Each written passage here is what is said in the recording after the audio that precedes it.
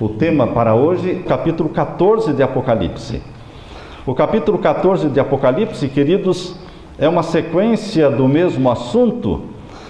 O capítulo 13 mostra o domínio mundial sendo exercido por dois poderes, que é o maior poder religioso do mundo, o poder papal, e o maior poder político e militar do mundo, os Estados Unidos da América do Norte.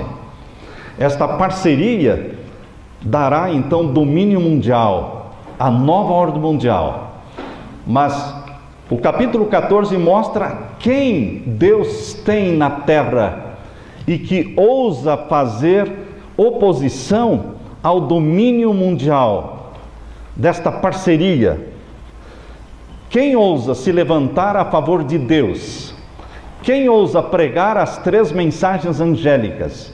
O capítulo 14 mostra um grupo de elite espiritual. Deus sempre teve um grupo de elite espiritual chamados de remanescentes do Senhor. No Antigo Testamento, Deus tinha o seu remanescente. No Novo Testamento, Deus tem o seu remanescente. Na última igreja de Apocalipse, igreja de Laodiceia, Deus tem um fiel remanescente dentro dela.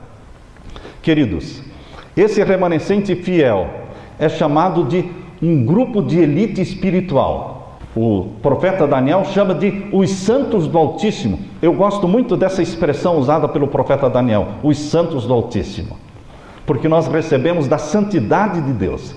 Na nossa testa deve estar escrito santidade ao Senhor. E é isso que nós somos, santos ao Senhor. Eu sou santo ao Senhor, minha esposa é santa ao Senhor, meus filhos, meus netos. Então nós devemos consagrar-nos a Deus dizendo: Senhor, nós somos santos ao Senhor. Escreve na nossa testa, santidade ao Senhor, e cumpre a tua vontade na nossa vida, cumpre a tua missão em nossa vida. E qual seria a missão de Deus para estes santos do Altíssimo agora na última geração? O capítulo 14 fala de um grupo especial chamado de 144 mil. Vocês já ouviram falar dos 144 mil? Vamos ler agora no capítulo 14 de Apocalipse, versos 1 até o verso 5. Abra a sua Bíblia e vamos ler do verso 1 até o verso 5. E olhei, e eis que estava o Cordeiro sobre o monte de Sião, e com ele 144 mil, que em suas testas tinham escrito o nome dele e do seu pai.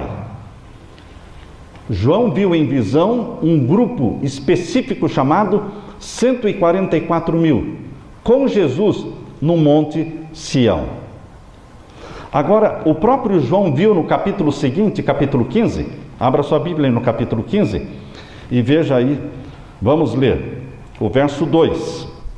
E vi como um mar de vidro misturado com fogo, e também os que saíram vitoriosos da besta e da sua imagem, e do seu sinal, e do número do seu nome, que estavam junto ao mar de vidro, e tinham harpas de Deus. João viu uma multidão no mar de vidro, no capítulo 15, verso 2, e João viu um grupo específico no monte de Sião, chamado 144 mil. São grupos diferentes. Esses 144 mil são mencionados aqui como um grupo especial com características específicas. Vejam quais são as características dos 144 mil a partir do verso 2. Capítulo 14, verso 2. E ouvi uma voz do céu, como a voz de muitas águas, e como a voz de um grande trovão. E ouvi uma voz de arpistas que tocavam com as suas harpas, e cantavam um como cântico novo, diante do trono, e diante dos 4 seres viventes e dos anciãos. E ninguém podia aprender aquele cântico, senão os 144 mil que foram comprados da terra. Estes, diz o verso 4, são os que não estão contaminados com mulheres, porque são virgens. Estes são os que seguem o Cordeiro para onde quer que vai. Estes são os que dentre os homens foram comprados como primícias para Deus e para o Cordeiro. E na sua boca não se achou engano, porque são irrepreensíveis diante do trono de Deus. Existe um grupo de salvos que acompanhará o Cordeiro, Jesus Cristo, por onde quer que ele for. Aonde ele for, eles irão. Eles estão colados nele. Ele está no Monte Sião, eles estão no Monte Sião. Ele vai para outro lugar, eles acompanham. A Bíblia diz que eles estarão e irão onde o Cordeiro for. É um grupo específico, 144 mil. Aqui eles são chamados de primícias para Deus e para o Cordeiro. Para nós entendermos, irmãos, o que significam primícias para Deus e para o Cordeiro, nós temos que entender a festa das primícias. Se nós não entendermos a festa das primícias, não vamos saber por que os 144 mil são chamados de primícias para Deus e para o Cordeiro. Entre as festas realizadas no santuário terrestre, existiam 7 festas. A festa da Páscoa, a festa dos pães asmos. A festa da Páscoa era o dia 14 do primeiro mês. A festa dos pães asmos começava no dia 15 do primeiro mês de Nisan. E a festa das primícias era o dia 16 do primeiro mês. 14, 15 e 16. Então, dia 16 era a festa das primícias. Nesse dia 16, era o dia em que os sacerdotes deveriam apresentar diante de Deus os molhos de cereais que eles colhiam da seara. Os melhores frutos eram colhidos primeiro e eram consagrados a Deus como primícias. Depois de consagrados a Deus como primícias, então o povo colhia o restante, que era a seara. A grande seara era colhida depois das primícias. Mas as primícias eram para fim santo. A seara é para o uso comum de cada família. Então, queridos, a Bíblia diz que existem as primícias e elas eram tiradas da seara. Quando as primícias eram tiradas da seara e consagradas a Deus, toda a seara era abençoada. Toda a seara recebia a aprovação de Deus. Por isso que em Romanos, abra sua Bíblia em Romanos, vamos ler o que Paulo fala sobre as primícias. Romanos, capítulo 11 de Romanos, e o verso 16. Capítulo 11 e o verso 16. Todos acharam? Romanos, capítulo 11 e o verso 16. Aqui diz: se as primícias são santas, porque as primícias eram dedicadas a Deus, no santuário, no dia 16 do primeiro mês. Se as primícias são santas, para fim santo, o que acontece? Podem continuar. Também a massa, ou é? A seara também é santa, se as primícias são santas. Se a raiz é santa, também os ramos o são. A santidade das primícias sendo consagradas a Deus, santificava a seara. Não existiam primícias sem seara, porque as primícias eram compradas e tiradas da onde? Eram tiradas da seara. Por isso a Bíblia chama os 144 mil de primícias. No livro Grande Conflito, a serva de Deus diz que os 144 mil são comprados dentre os vivos, que eles não passarão pela morte. São comprados dentre os vivos. Queridos, se os 144 mil são comprados dentre os vivos, é porque existe uma grande seara de salvos vivos. Amém por isso? Existe uma grande seara de salvos vivos, milhões e milhões. E é interessante que os 144 mil são mencionados no Apocalipse, ou seja, em toda a Bíblia, são mencionados somente 2 vezes.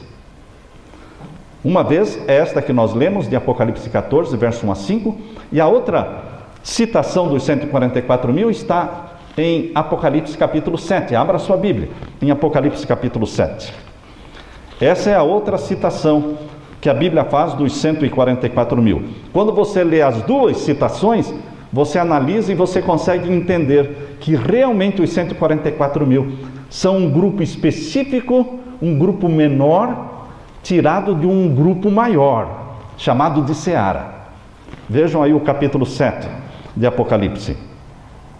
Vamos ler o verso 1 em diante. Capítulo 7, verso 1 em diante. E depois destas coisas, vi 4 anjos que estavam sobre os 4 cantos da terra, retendo os 4 ventos. Lembre-se que em profecia, ventos significam guerras, assim como mulheres em profecia significam igrejas. Estrelas em profecia significam anjos. Então, esses 4 ventos estavam sendo retidos para que a terra não fosse destruída. Estavam sobre os 4 cantos da terra, norte, sul, leste e oeste, certo? Os 4 cantos da terra, retendo os 4 ventos da terra, para que nenhum vento soprasse sobre a terra, nem sobre o mar, nem contra árvore alguma. E vi outro anjo subir da banda do sol nascente, que tinha o selo do Deus vivo. Este é o único verso bíblico que usa essa expressão, selo do Deus vivo. Você vai encontrar outros textos na Bíblia que falam do sinal de Deus. Mas a expressão selo do Deus vivo só existe uma vez na Bíblia. Está aqui, em Apocalipse capítulo 7. E está ligado ao tempo do fim, esta última geração que vive sobre a terra, exatamente quando os anjos estão retendo os 4 ventos para que a terra não seja destruída. Eles surgem na última geração da terra, exatamente no momento em que os anjos seguram os ventos para que a terra não seja destruída, e é o tempo em que o povo de Deus deve ser selado pelo selo do Deus vivo. O selo do Deus vivo surge com um link, com a conexão com os 144 mil, que são mencionados no verso seguinte, e a grande multidão, que também é mencionada no verso 9. Leio então, vamos continuar a leitura. Verso 3. Dizendo: não danifiqueis a terra, nem o mar. Vai chegar um momento em que Deus dirá: agora podem danificar a terra, agora podem destruir a terra. E Satanás vai causar destruições imensas na terra. Mas neste período em que o selo do Deus vivo ainda não foi aplicado, Deus manda: retenham os ventos, para que não danifiquem, não destruam a terra, porque é o momento do selamento do povo de Deus. Por isso diz: não danifiqueis a terra, nem o mar, nem as árvores, até que hajamos, até quando a destruição da terra não virá? Até que o povo de Deus seja selado. Até que mostra um tempo, um limite, que Deus retém os 4 ventos. E então ele vai soltar os 4 ventos, após o selamento do povo de Deus.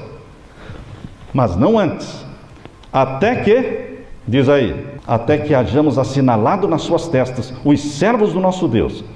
E ouvi o número dos assinalados, e eram 144 mil assinalados de todas as tribos dos filhos de Israel. 144 mil. Da tribo de Judá havia 12 mil. Vocês sabem que nas 12 portas da Nova Jerusalém existem o nome dos 12 filhos de Jacó, de Israel. Então o povo de Deus, os salvos, são chamados de Israel.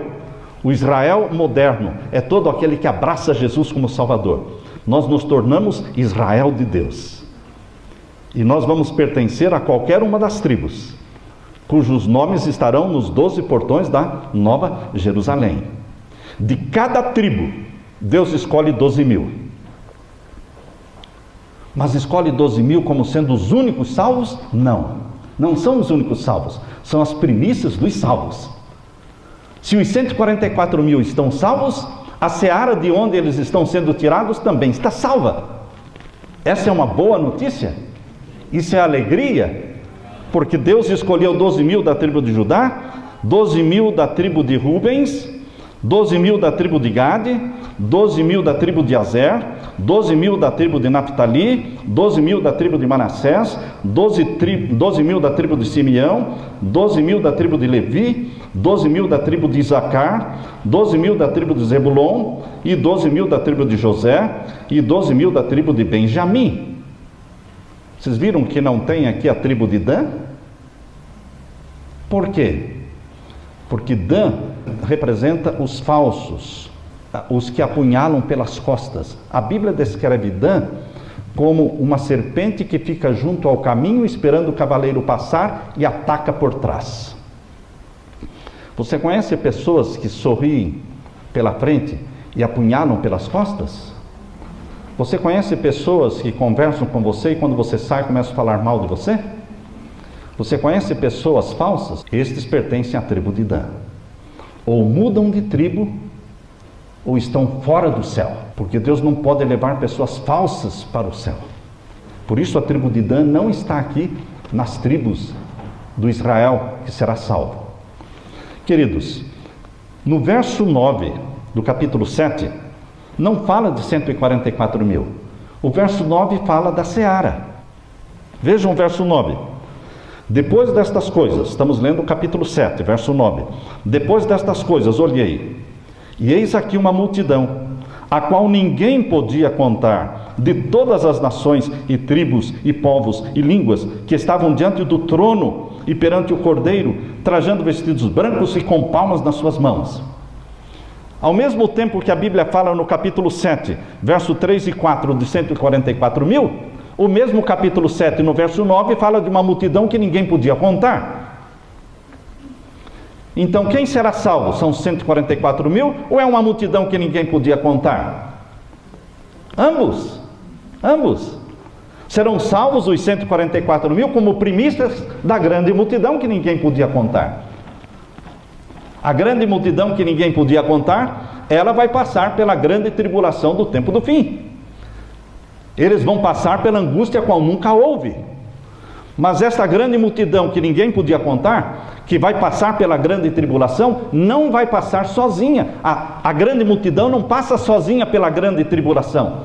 Eles passam sendo liderados por uma elite espiritual chamada de 144 mil. Os 144 mil não são pastores, irmãos, não são doutores. 144 mil são pessoas ungidas pelo Espírito Santo, batizados pela chuva serôdia do Espírito Santo, e que serão os primeiros a pregarem as 3 mensagens angélicas e serão líderes espirituais da grande multidão no período da grande tribulação. Porque a grande multidão, ela é formada na sua maioria, não 100%, mas na sua maioria, a grande multidão, ela é formada pela grande multidão da hora undécima. A grande multidão da hora undécima, a grande multidão que vai sair de Babilônia antes que a porta da graça se feche. Eles formam a grande multidão. E há pessoas que perguntam se nós vamos ter também adventistas na grande multidão. Certamente vamos ter adventistas mornos que vão se converter no tempo do fim. Certamente vamos ter filhos que abandonaram a igreja, cujos pais estão orando e jejuando. Certamente esses filhos voltarão para os braços de Jesus e não vão pertencer às primícias, mas vão pertencer à grande seara dos salvos. Mas a grande porcentagem da grande multidão, ela vem de Babilônia. São pessoas sinceras, fiéis a Deus, que estão espalhadas na Igreja Católica, na Igreja Batista, na Igreja Universal, na Igreja Assembleia de Deus, na Igreja Batista, na Igreja Metodista, Luterana, no Budismo, no Islamismo. Deus tem multidões de filhos e filhas sinceros em todas as igrejas, em todas as religiões. Deus não faz acepção de pessoas. Pessoas que vivem a luz que possuem, enquanto nós muitas vezes não estamos vivendo a luz que temos. As pessoas que pertencem ao budismo, ao islamismo, ao catolicismo, a todas as religiões, mas vivem a luz que têm, estão bem com Deus. Mas os que vivem na igreja adventista e que não estão praticando a luz que possuem, estão mal aos olhos de Deus. Porque Deus nos julga segundo a luz que cada um recebe. Portanto, nós temos aqui no capítulo 7 de Apocalipse, irmãos, os 144 mil como primícias dos vivos, salvos, vivos. E temos a grande multidão, a seara de salvos vivos. Qual é a certeza de que eles vão passar pela tribulação? Leia os versos seguintes do capítulo 7. Na sequência do capítulo 7, nós lemos o verso 9, e agora vamos ler o verso 10 em diante. E clamavam com grande voz, dizendo: salvação ao nosso Deus, que está sentado no trono, e ao Cordeiro. E todos os anjos estavam ao redor do trono, e dos anciãos, e dos 4 seres viventes, e prostraram-se diante do trono, sobre seus rostos, e adoraram a Deus, dizendo: amém, louvor e glória e sabedoria e ação de graças, e honra e poder e força ao nosso Deus, para todos sempre. Amém. E um dos anciãos me falou. Quantos anciãos tinham? 24. Um deles se aproximou de João, não é? Um dos anciãos me falou, dizendo: estes que estão vestidos de vestidos brancos, quem são? E de onde vieram? Quem são estes que estão vestidos de vestidos brancos? Estes que estão vestidos de vestidos brancos, irmãos, são estes mencionados no capítulo 7, nos versos anteriores. São os 144.000 e a grande multidão que ninguém podia contar. São estes que estão vestidos de vestidos brancos. São as primícias dos salvos vivos e a seara dos salvos vivos. Quem são estes que estão vestidos de vestidos brancos? Esta foi a pergunta. E de onde vieram? E o verso 14. Leia comigo, verso 14. E eu disse-lhe: Senhor, tu sabes. E ele me disse: estes são os que vieram da grande tribulação, e lavaram seus vestidos e os branquearam no sangue do Cordeiro. Por isso estão diante do trono de Deus e o servem de dia e de noite no seu templo. E aquele que está sentado sobre o trono os cobrirá com a sua sombra. Nunca mais terão fome, nunca mais terão sede, nem sol nem calma alguma cairá sobre eles, porque o Cordeiro que está no meio do trono os apacentará e lhes servirá de guia para as fontes das águas da vida. E Deus limpará dos seus olhos toda lágrima. Amém, irmãos? Queridos, os 144.000 e a grande multidão atravessam a grande tribulação, o tempo de angústia qual nunca houve. A serva de Deus fala que estes que se convertem na hora 10ª, os que saem de Babilônia na hora 10ª, ouvindo o chamado, sai dela, povo meu.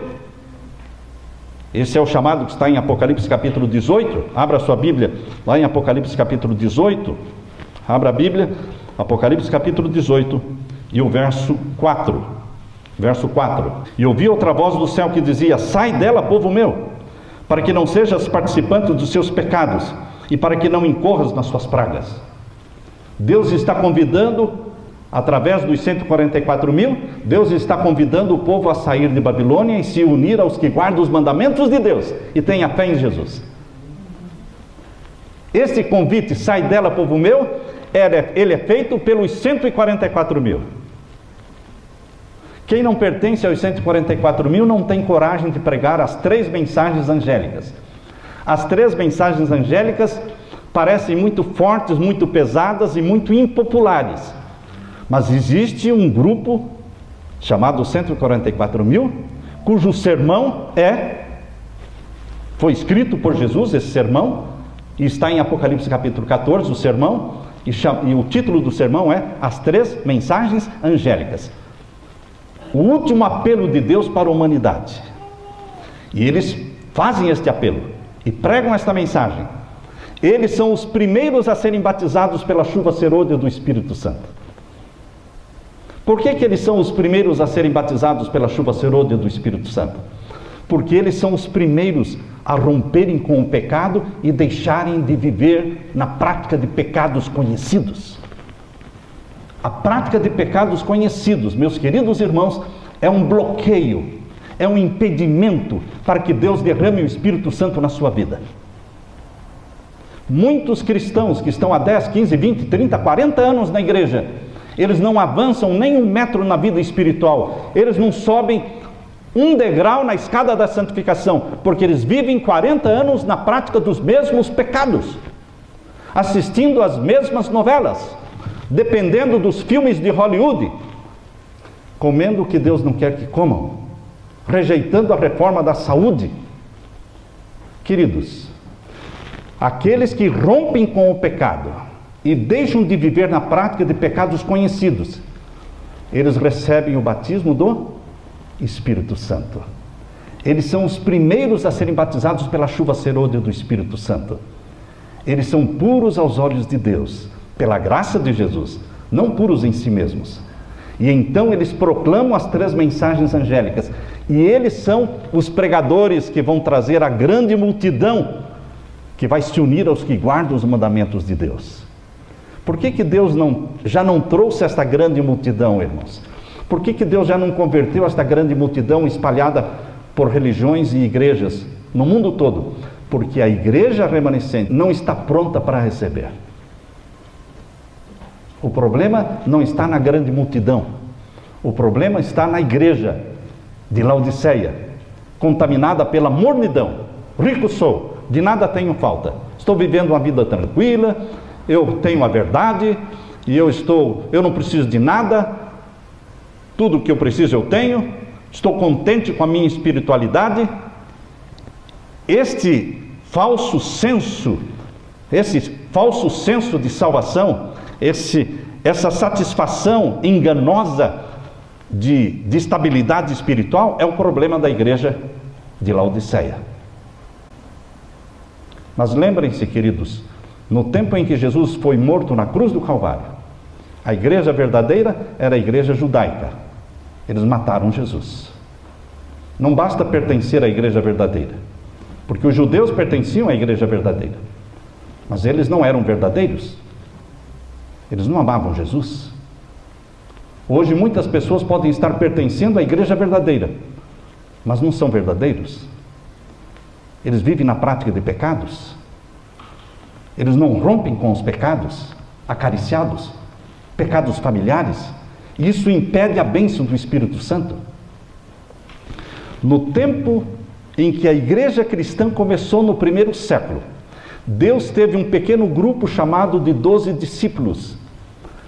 Eles foram batizados pela chuva temporã do Espírito Santo. Vocês se lembram? Quando o Espírito Santo foi derramado no dia do Pentecostes, 50 dias depois da ressurreição de Jesus, houve o Pentecostes, e então eles foram batizados pela chuva temporã do Espírito Santo. E 12 discípulos, ungidos pela chuva temporã do Espírito Santo, revolucionaram o mundo.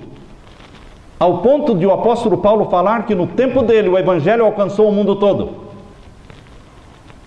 Queridos, a história vai se repetir, porque agora no tempo do fim, na última geração, no tempo exato em que Deus deve derramar a chuva serôdia do Espírito Santo, Deus tem agora um grupo, não de 12 discípulos, mas de 144 mil discípulos, que receberão a chuva serôdia do Espírito Santo e revolucionarão o mundo com as 3 mensagens angélicas.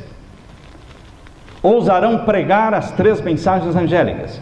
Eu gostaria que vocês abrissem a Bíblia e conhecessem quais são essas 3 mensagens angélicas e por que tantas pessoas evitam pregar essas mensagens. Porque elas são impopulares. Leia comigo Apocalipse capítulo 14, verso 6 em diante. Capítulo 14, verso 6 em diante. E vi outro anjo voar pelo meio do céu, e tinha o evangelho eterno, para o proclamar aos que habitam sobre a terra, e a toda nação, e tribo, língua e povo. Queridos, entendam que o verso 6 está descrevendo a missão dos 144 mil. Então esta missão será cumprida, porque o que tem que ser, será. As 3 mensagens angélicas escritas é um sermão escrito por Jesus, e ele será pregado, mas não pela totalidade da igreja, e sim pelos 144 mil. Por isso o capítulo 14, verso 1 a 5 mostra o grupo especial dos 144 mil, e a partir do verso 6 mostra o sermão que Jesus escreveu e deu para eles. Prega esse sermão. Ah, mas é pesado. Prega esse sermão. Mas é impopular. Prega esse sermão. Mas vai criar divisão entre as igrejas. Prega esse sermão.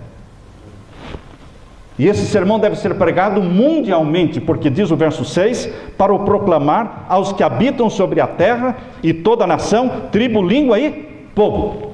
Então os 144 mil não estão concentrados nos Estados Unidos, nem na África do Sul, nem no Brasil. Os 144 mil estão espalhados no mundo. E eles ousarão pregar. E quem são eles? Pessoas que romperam com o pecado. Eles ainda têm a natureza pecaminosa? Sim. Porque só na volta de Jesus, irmãos, o que é corrupto será revestido da incorruptibilidade. 1 Coríntios capítulo 15, quando for tocada a última trombeta, os mortos em Cristo ressuscitarão incorruptíveis, e nós, os vivos, seremos transformados num abrir e fechar de olhos. E o que é mortal será revestido da imortalidade. O que é corrupto será revestido da incorruptibilidade. Então, queridos, romper com os pecados não quer dizer que eu não tenho mais natureza pecaminosa. Tenho, mas eu não vivo na prática de pecados conhecidos. Eu aborreço o pecado que eu conheço. E porque eu aborreço o pecado que eu conheço, o Espírito Santo me mostra pecados que eu não conheço. O Espírito Santo nunca vai mostrar para você pecados que você não conhece, enquanto você estiver amando pecados familiares, acariciados por décadas. Até quando? Até quando? Deus pergunta, meu povo continuará vacilando entre o certo e o errado. Por que continuar? Estaremos nos desqualificando para os 144 mil. Você se desqualifica para os 144 mil quando você continua na prática de pecados conhecidos. Pode ser um pecado sexual, pode ser um pecado alimentar, pode ser uma bebida que você bebe, pode ser algum vício, pode ser algum vício na internet. Queridos, você e Deus sabem qual é o pecado acariciado e que precisa ser confessado. Queridos, aqui a Bíblia diz, em capítulo 14, verso 7, dizendo com grande voz, temei a Deus e dai-lhe glória, porque vinda é a hora do seu juízo. Você tem que temer a Deus e não temer nada mais e ninguém mais. Você tem medo da morte? 144 mil não tem medo da morte. Eles só temem a Deus. O amor de Deus expulsa fora o medo. Temei a Deus e dai-lhe glória, porque vinda é a hora do seu juízo. Que juízo? O juízo que começou em 1844. Os 144 mil ousam pregar as profecias, irmãos. Mostram pela profecia dos 2.300 anos de Daniel 8,14 que o juízo no céu começou em 1844 pelos mortos. E esse juízo vai passar para os vivos. Em breve. Em breve. Queridos, quando sair o decreto dominical, vai iniciar o juízo dos vivos, porque vai iniciar o selamento. O juízo dos vivos na Bíblia não é chamado de juízo dos vivos. Na Bíblia, o juízo dos vivos é chamado de selamento. Quando o selo do Deus vivo começar a ser aplicado, e quando o sinal da besta começar a ser aplicado nos ímpios, iniciou o selamento dos vivos. Uns sendo selado pelo selo do Deus vivo para a salvação. A propósito, você sabe qual é o selo do Deus vivo? É o sábado, o santo dia do Senhor, o 7º dia da semana. E os ímpios serão selados pelo sinal da besta. Você sabe qual é o sinal da besta? O 1º dia da semana. É o dia santo colocado no lugar do sábado. A lei de Deus, 10 mandamentos, manda guardar o 7º dia, o sábado. A lei romana, do catecismo romano, chamada 10 mandamentos também, manda guardar domingos e festas. Meu querido irmão, sai dela, povo meu, una-se aos que guardam os mandamentos de Deus e receba o selo do Deus vivo. E receba o batismo do Espírito Santo. Aqui diz, no verso 7, a primeira mensagem angélica: temei a Deus e dai-lhe glória, porque vinda é a hora do seu juízo, e adorai aquele que fez o céu, a terra e o mar e as fontes das águas. Só tem um jeito de adorar o Criador dos céus, da terra, das fontes das águas. O jeito de você adorar o Criador dos céus e da terra é santificar o 7º dia da semana da criação.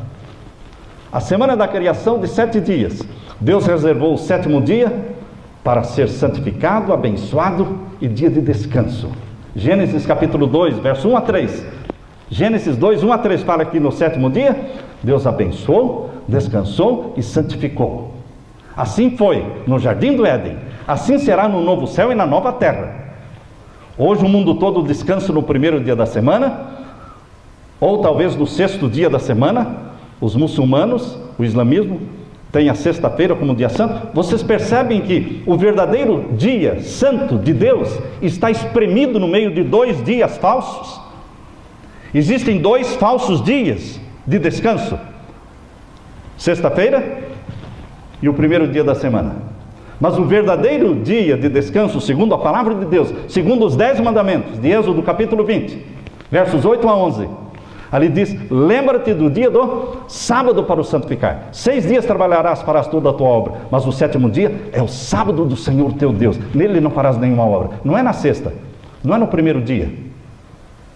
Eu sei que hoje existe uma campanha mundial em torno do 1º dia da semana como o dia da família, o dia ecológico, o dia que todo mundo deve descansar. Mas, queridos, Deus continua dizendo, é o sétimo, é o sábado, não é o sexto, não é o primeiro dia.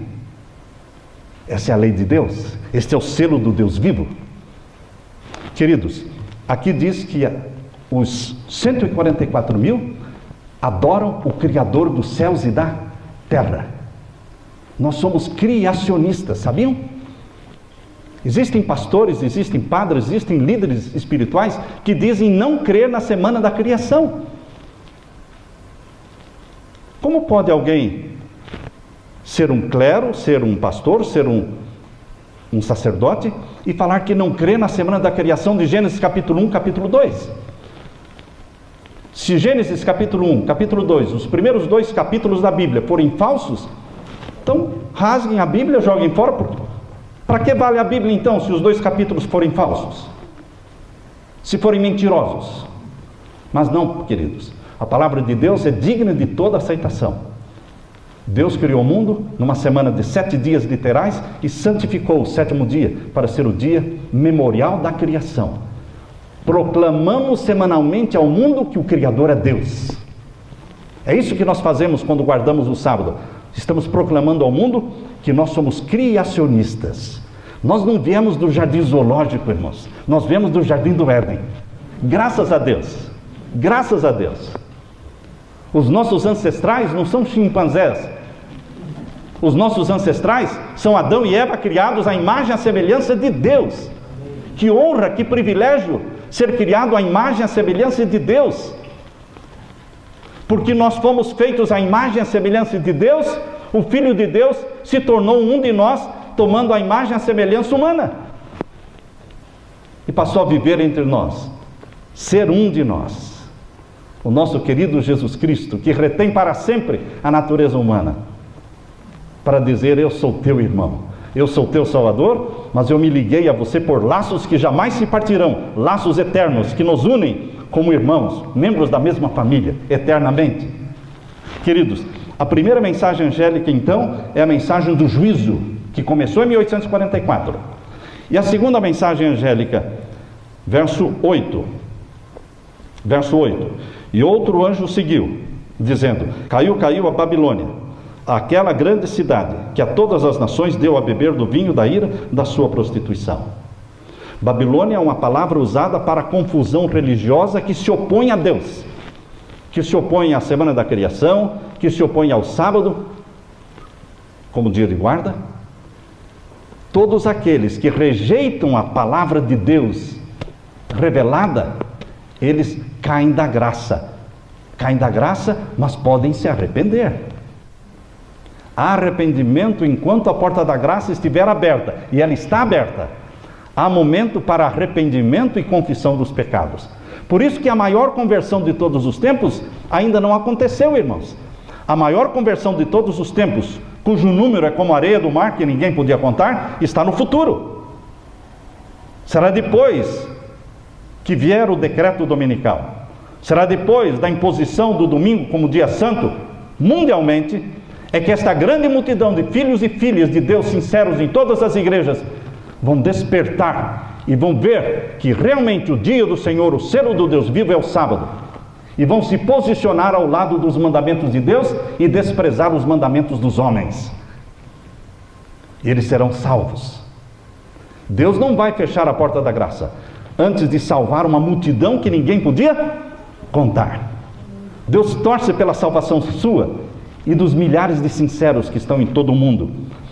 E a terceira mensagem angélica, queridos, vamos ler então, verso 9. Seguiu-os o terceiro anjo, dizendo com grande voz: se alguém adorar a besta e a sua imagem. Ontem nós estudamos sobre a besta que subiu do mar, esse animal que subiu do mar, que representa o poder religioso papal. E a besta que subiu da terra, que é chamada no capítulo 13 de a imagem da besta. Por que a imagem?